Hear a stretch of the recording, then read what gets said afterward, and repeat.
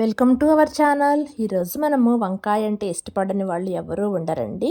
వంకాయతోటి మనం ఏ కర్రీ చేసుకున్నా సరే చాలా టేస్టీగా ఉంటుంది.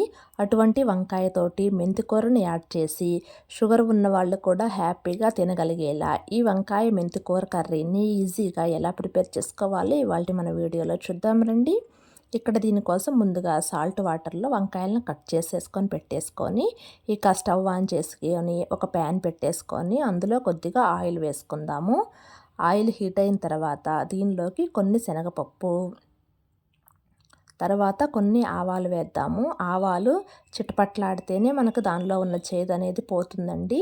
ఇలా ఆవాలు చిటపట్లాడిన తర్వాత మాత్రమే కొద్దిగా జీలకర్ర, తర్వాత ఒక రెమ్మ కరివేపాకు, ఇవి కొంచెం ఫ్రై అయిన తర్వాత ఇక దీనిలోకి కచ్చా పచ్చాగా దంచి పెట్టుకున్న వెల్లుల్లి రెబ్బలు, ఈ వెల్లుల్లి రెబ్బల ప్లేస్లో కొంచెం అల్లం వెల్లుల్లి పేస్ట్ అయినా సరే యాడ్ చేసుకోవచ్చండి. వెల్లుల్లి కూడా వేసుకున్న తర్వాత ఒక 2-3 పచ్చిమిర్చిని ఇలా సన్నగా పొడుగ్గా కట్ చేసుకొని వేసుకున్న తర్వాత ఈ పచ్చిమిర్చి వెల్లుల్లిని కూడా లైట్గా ఫ్రై చేసుకున్న తర్వాత ఇక దీనిలోకి మీడియం సైజ్ ముక్కలుగా కట్ చేసుకున్న ఈ ఉల్లిపాయ ముక్కలను కూడా వేసేసుకుందాము. ఉల్లిపాయలు కూడా కొంచెం ఫ్రై అయిన తర్వాత కట్ చేసి పెట్టుకున్న మెంతాకును కూడా ఈ పోపులోకి వేసుకోవాలి. ఇక్కడ నేను ఇది పెద్ద మెంతాకేనండి. 2 మీడియం సైజ్ కట్టలను తీసుకొని వీటిని వలిచి కడిగి ఈ విధంగా ముక్కలుగా కట్ చేసుకొని ఈ మెంతాకును కూడా దీనిలోకి వేసుకున్న తర్వాత కొద్దిగా పసుపు వేసుకొని ముందుగా మనము మెంతాకును కొంచెం ఫ్రై చేసుకున్నట్లయితే చేదనేది కొంచెం తగ్గుతుందండి.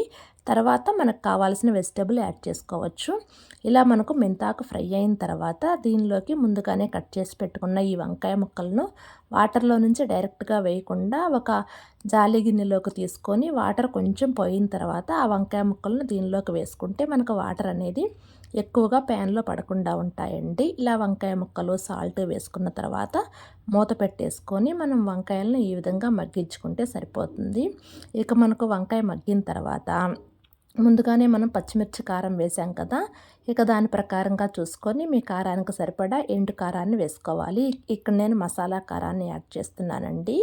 ఇక మెంతాకు వేసిన రెసిపీస్కి కొంచెం ధనియాల పొడి వేసినట్లయితే టేస్ట్ బాగుంటుంది.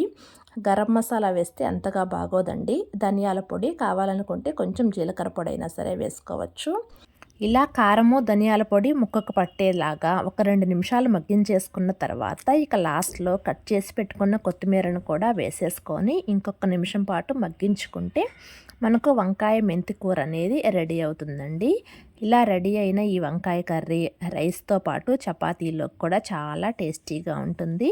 ఏ వంకాయతోనైనా సరే మనము ఈ రెసిపీని ప్రిపేర్ చేసుకోవచ్చు. ఇక లాస్ట్లో మనకు స్టవ్ ఆఫ్ చేసేసిన తర్వాత మీకు ఏమైనా చేదు అనిపించినట్లయితే కొంచెం నిమ్మరసాన్ని పిండుకోండి. కర్రీ చాలా టేస్టీగా వస్తుంది. ఈ వీడియో కనుక నచ్చితే లైక్ చేయండి.